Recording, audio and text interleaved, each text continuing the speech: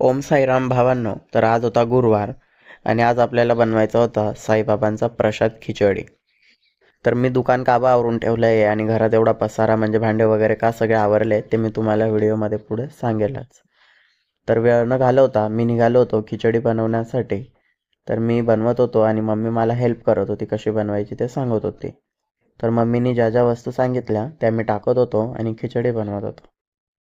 तर साईबाबांचा प्रसाद खिचडी. तर ज्यावेळेस साईबाबा होते त्यावेळेस द्वारकामाईमध्ये जे कोणी भक्त जायचे त्यांना साईबाबा आपल्या हाताने स्वतः खिचडी बनवून खाऊ घालायचे. तर त्यामुळे साईबाबांचा प्रसाद हा खिचडी देखील मानला जातो. तर मम्मीने जसं सांगितलं ते आम्ही सगळे मसाले वगैरे काढून खिचडी बनवली. तर मग खिचडीमध्ये पाणी वगैरे टाकून उकळेस तोपर्यंत वाट बघितली.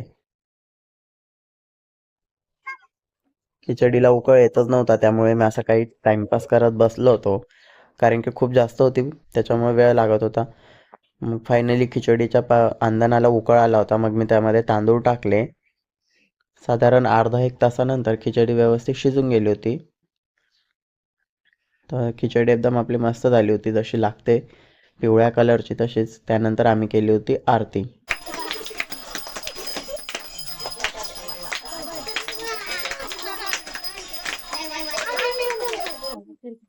आरती वगैरे करून झाली. मग मी बाबांना खिचडीचा भोग वगैरे दाखवून दिला. त्यानंतर मम्मीने प्रसाद वगैरे वाटप केला.